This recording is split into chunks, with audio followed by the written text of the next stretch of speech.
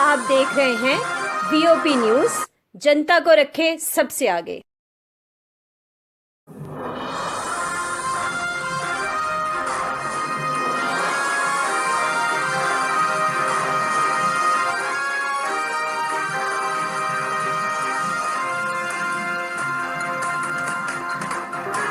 Voice of people, जनता की आवाज। आप देख रहे हैं वीओपी न्यूज।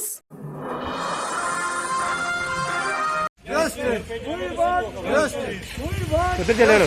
हमारी मांगे बहादुर का हमारी मांगे पूरी करो। हमारी कातिल जिंदा है, तेरे कातिल जिंदा है।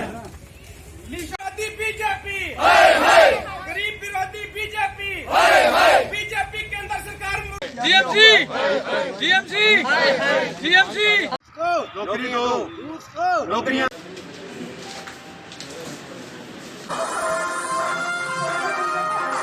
झुकना पड़ेगा, इंसाफ के आगे झुकना पड़ेगा। लेके रहेंगे, अपना हक लेके रहेंगे। लगाओ ना।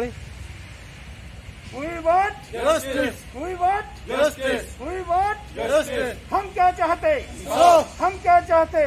हाँ सर, मैं Ajit Singh, non gazetted police pensioner welfare forum का चेयरमैन बोल रहा हूँ। सर, हमारा ये मसला है कम अज़ कम 25 साल से चला आ रहा है।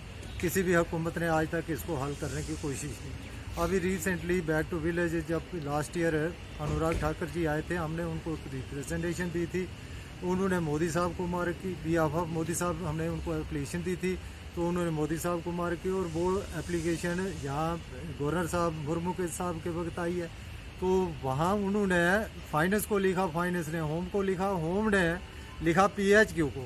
तो आज 1.25 साल 1.5 साल हो गया है, तो DG साहब के ऑफिस से एक लेटर निकलता है, सर्कुलर निकलता है कि उसमें ये तमाम DDOs को लिखते हैं कि विद इन वीक टाइम इनका जो पे अनामली वो प्लस टोटल नंबरिंग ये दी जाए।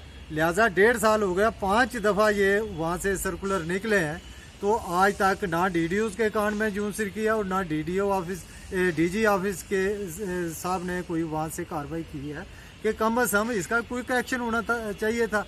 अब जबकि DG साहब जो हमारे हेड ऑफ द डिपार्टमेंट हैं और इनका जो ऑर्डर वहाँ से दफ्तर से निकलता है वो हमारे महकमे के लिए एक खुदाई फरमान है। लिहाजा हमें बड़े अफसोस से ये बात कहनी पड़ती, हमें समझ नहीं आती कि भाई ये जो वहाँ से इतने ऑर्डर निकले हैं तो वहाँ आज तक किसी ने किसी के कान पर यूं नहीं सिर की और उस पर इम्प्लीमेंट नहीं हुई। ये इसकी रिस्पॉन्सिबिलिटी अकाउंटेबिलिटी जो है DG साहब के जाती है या DDOs पे जाती है। Who is the responsible? आप क्या चाहते हैं? आपकी क्या डिमांड है? आप क्या हमारी ये डिमांड है कि पे अनामली जो 196 से है उसको हल किया जाए। उन्होंने भेजना था जहाँ वहाँ से सिर्फ इनकी टोटली नंबरिंग कितनी है और पे फाइनेंशियल इम्प्लीकेशन कितनी है। लिहाजा वो 1.5 साल हो गया, 5 वो सर्कुलर वहाँ से निकले और 5 में ये लिखा है कि विद इन वीक टाइम। वो जैसे कोई बच्चा रोता है ना तो उसको छनकना देते हैं, आवाज़ आती है, कुछ टाइम के लिए बच्चा थोड़ा सा वो अजनबी आवाज़ को देख के खामोश होता है। इसी तरह हमारे ये जो रिटायरीज हैं इनको जब चौथे 5वें महीने ये निकलता है वहाँ से ऑर्डर, तो बोलते हैं जी हमारा मसला हल हो गया। वो लिहाजा इस सोच में आधे जो इस दुनिया से चल बसे हैं, बाकी ज़िंदगी और मौत की कश्मकश में चल रहे हैं। लिहाजा हम DG साहब से रिक्वेस्ट करते हैं कि जल्द से जल्द कम अज़ कम ये हमारे रिटायरियों का ख्याल रखा जाए। और हम बूढ़े लोग रिटायरी सीनियर सिटीजन अब सड़कों पर आकर प्रोटेस्ट करते हैं, ये हमें भी बड़ा दुख होता है और बड़ी शर्म की बात आती है कि ना किसी गवर्नमेंट को इस चीज़ का एहसास है और ना ही किसी ब्यूरोक्रेट को।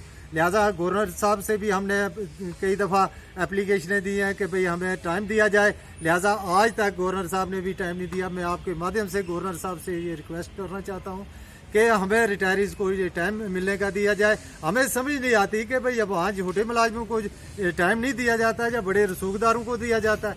तो ये जो हमारे दिल से शकवा शुबा है इसको भी दूर किया जाए और हमारे मसले को जल्द से जल्द हल किया जाए। आपके माध्यम से हम आपका बहुत शुक्रगुजार करते हैं। इसे थैंक यू वेरी मच। कातिल जिंदा है, तेरे कातिल जिंदा है।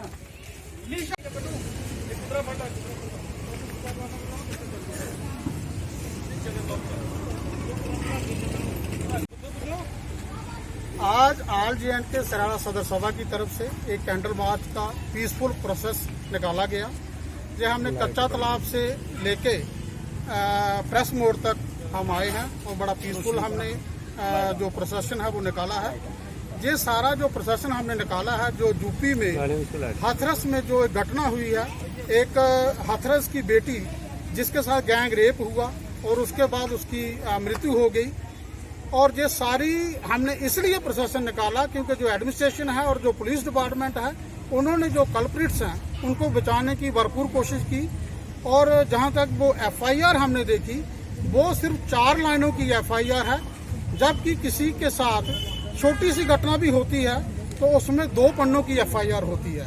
लेकिन इससे जो गैंग रेप और उसका मर्डर हुआ है और उसमें 4 लाइनों की एफआईआर, तो उसमें पुलिस भी इन्वॉल्व है और जो मेडिकल स्टाफ है वो भी इन्वॉल्व है, और यूपी की जो डीएम है उसका इन्वॉल्वमेंट तो आप लोगों ने देख ही लिया है।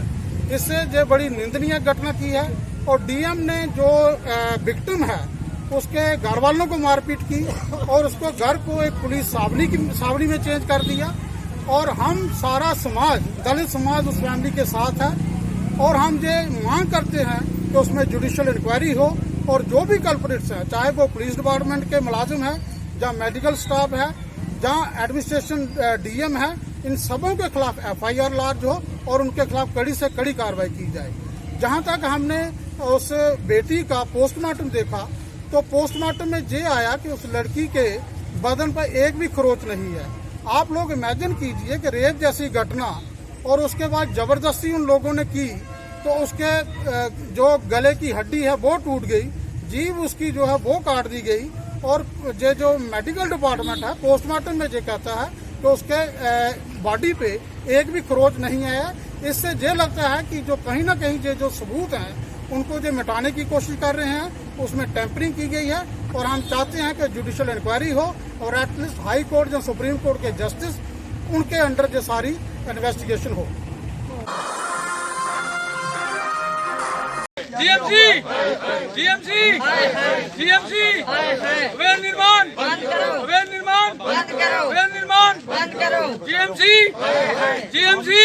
मेरा नाम परविंदर सिंह है। हम लोग यहाँ के लोकल निवासी हैं। ये लोग यहाँ पे जो लैरेज की कंस्ट्रक्शन कर रहे हैं ये टोटली इलीगल है। ये प्राइम लैंड है, यहाँ पे कुछ अच्छा होना चाहिए।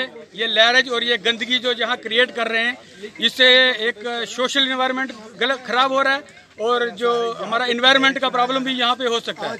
तो इसलिए यहाँ की सारी लोकल जनता, सारे लोग इसका पुरजोर विरोध करते हैं और हम चाहते हैं कि इमीडिएटली बंद होना चाहिए और जो अधिकारी इसमें इन्वॉल्व हैं उनको उनसे रिकवर होना चाहिए। जो इन्होंने कोविड के दौरान जब लोग सारे घरों में बैठे हुए थे और इन लोगों ने आके कंस्ट्रक्शन कर दिया, ऐसी क्या जल्दी थी, क्या महामारी थी, हमारी समझ से परे है। नौकरी दो, नौकरियां, यूथ को नौकरियां दो, यूथ को नौकरियां दो, यूथ को नौकरियां दो, हमारी डिमांड पूरी करो, हमारी डिमांड पूरी करो, हमारी डिमांड पूरी करो, यूथ को नौकरियां दो, यूथ को नौकरियां दो, यूथ को नौकरियां दो, हमारी डिमांड पूरी करो, हमारी डिमांड पूरी करो, हमारी डिमांड देना बंद करो, आतंकियों को नौकरी देना बंद करो, आतंकियों को नौकरी देना बंद करो, यूथ को नौकरियां दो, यूथ को नौकरियां दो, रिस्टोर फोर्जी करो, 4G, restore 4G, restore 4G, youth को नौकरियां दो, यूथ को नौकरियां दो, हमारी डिमांड पूरी करो, हमारी डिमांड पूरी करो, हमारी डिमांड पूरी करो, यूथ को नौकरियां दो, यूथ को नौकरियां दो, आतंकियों को नौकरियां बदलना बंद करो। होश में आओ, एलजी साहब होश में आओ, होश में आओ, होश में आओ, एलजी साहब होश में आओ, होश में आओ, होश में आओ, एलजी साहब होश में आओ, होश में आओ, होश में आओ, एलजी साहब होश में आओ। बीजेपी गरीब विरोधी बीजेपी बीजेपी केंद्र सरकार उत्तर प्रदेश के बलात्कारियों को फांसी दो, फांसी दो, फांसी दो, मोदी जोगी इस्तीफा दो, इस्तीफा दो, सुप्रीम कोर्ट की निगरानी में हाथरस की जांच करवाओ, जांच कराओ, जांच कराओ, गरीब विरोधी बीजेपी गरीब विरोधी। क्राइम रिकॉर्ड ब्यूरो की रिपोर्ट के मुताबिक है और ये एक बहुत ही कंसर्न की बात है। जिस तरीके से खासतौर महिलाओं के साथ जो है अपराध हो रहे हैं वो किसी भी सूरत में एक्सेप्ट नहीं किया जा सकता है। और हाथरस का वाकया एक आई ओपनर है पूरे हिंदुस्तान के निजाम के लिए, सरकार के लिए। किस तरीके से इतना दुर्व्यवहार उस दलित महिला के साथ किया गया जिसको लफ्जों में बयान नहीं किया जा सकता है। पहले रेप किया गया, फिर मर्डर किया गया, फिर आधी रात को 2 बजे के करीब जो है उनके पार्थिव शरीर के साथ एक उपहास किया गया, मिट्टी का तेल डालकर उनके शव को जला दिया गया और उनके परिजनों को भी जो है वो उसमें शमूलियत नहीं करने दी। उनके पार्थिव शरीर के साथ भी जो मजाक हुआ है वो इस कानून के मुताबिक भी एक गुनाह है और ऊपर वाले के कानून के मुताबिक भी एक बहुत बड़ा गुनाह है। हम अपील करना चाहते हैं सरकार के कि अगर कहीं सरकार नाम की कोई चीज है तो इंसाफ कीजिए, क्योंकि इसकी वजह से न केवल हिंदुस्तान शर्मसार हुआ है इस हादसे की वजह से, बल्कि पूरा जो है यहाँ का निजाम जो है आज कटघरे में है। और जवाब देना है न केवल हाथरस के लोगों को बल्कि पूरे हिंदुस्तान के लोगों को। और जिस तरीके से ये हादसे जो हैं गरीब लोगों के साथ, दलित लोगों के साथ, मजदूर लोगों के साथ, महिलाओं के साथ दिन प्रतिदिन बढ़ते जा रहे हैं, वो एक बहुत ही कॉज ऑफ कंसर्न है। और उसके लिए जो है वो सरकार को, हिंदुस्तान के अवाम को जवाब देना होगा।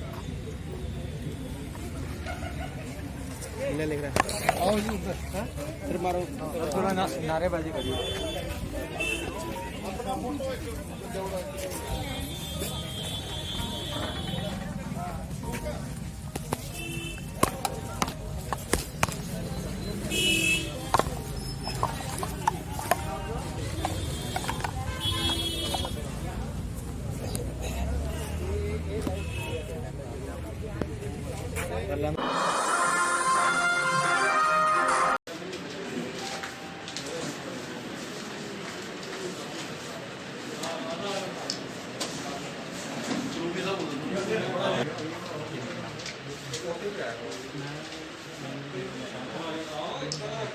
मोदी जी जिंदाबाद जिंदाबाद। 78882। चलो भारत माता की जय।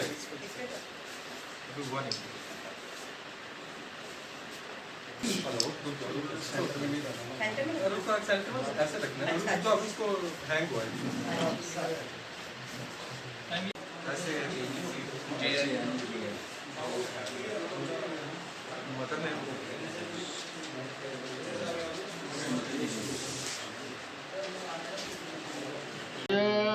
वार्ड नंबर 32 में सतपाल कलूपिया जी, कन्हैया जी और उनकी पूरी टीम ने मिलकर सभी यहाँ पर रहने वाले, अपने वार्ड में रहने वाले सभी नागरिकों के लिए जो देश के नरेंद्र भाई मोदी जी ने जम्मू कश्मीर के लिए एक तोहफा दिया है, उसके अंतर्गत गोल्डन कार्ड जो है वो बनाए जा रहे हैं। पिछले 3 दिन से यहाँ पर आम जनता जो है, आम लोग जो हैं यहाँ पर कार्ड्स बनवा रहे हैं। मैं सतपाल कलूपिया जी का आभार प्रकट करना चाहता हूँ। और जो देश के प्रधानमंत्री नरेंद्र भाई मोदी जी ने यहाँ पर हम सब के लिए सौगात दी है, पूरे देश भर में नरेंद्र भाई मोदी जी ने एक 5 लाख रुपए की आयुष्मान भारत के चलते एक इंश्योरेंस जो थी वो की थी, जिसमें आम जनता, गरीब लोग, ऐसे लोग जिनका सर्वे में नाम था वो कवर थे। लेकिन मनोज सिन्हा जी के बाद, लेफ्टिनेंट गवर्नर हमारे आने के बाद उन्होंने एक आह्वान किया था देश में प्रधानमंत्री जी के पास कि जम्मू कश्मीर में पूरे नागरिकों को जो है ये सुविधा मिलनी चाहिए, चाहे वो अमीर है, चाहे वो गरीब है, चाहे वो नौकरी करता है, चाहे वो बिजनेस करता है, हर एक के लिए ये सुविधा जो है वो उपलब्ध है। और मेरा मानना है कि नरेंद्र भाई मोदी जी ने जम्मू कश्मीर वासियों के लिए एक बहुत अच्छी जो है वो सौगात दी है। हालांकि हम लोग भगवान से प्रार्थना करते हैं इस इंश्योरेंस में और ख़ासतौर पे कोई भी हॉस्पिटल में ना जाए, लेकिन आज जिस तरीके से कोविड लगातार से फैल रहा है, बहुत से लोगों को किडनी की प्रॉब्लम्स होती है, बहुत से लोगों को, और काफ़ी लोग ऐसे भी हैं जिनको कैंसर भी होता है, काफ़ी लोग ऐसे भी हैं जिनको हार्ट्स की प्रॉब्लम होती हैं। ऐसे लोग इन बीमारी इस इंश्योरेंस के माध्यम से कवर हैं। मेरे साथ मेरे जिला के अध्यक्ष मनीष खजूरिया जी, केशव चोपड़ा जी मंडल के अध्यक्ष और पार्टी के सभी प्रमुख कार्यकर्ता मेरे साथ आए हैं। मैं इन सबको का आभार प्रकट करना चाहता हूं, खासतौर पर हमारे ऑनरेबल कारपोरेटर सतपाल कलूपिया जी, जिन्होंने अपनी पूरी टीम के साथ मिलकर इस कैंप को जो है वो लगाया है ताकि आम लोगों को बाहर ना जाना पड़े और जो गोल्डन फॉर्म्स हैं, गोल्डन कार्ड्स हैं, वो इन लोगों को यहीं पे जो है उपलब्ध हो। जय भारत।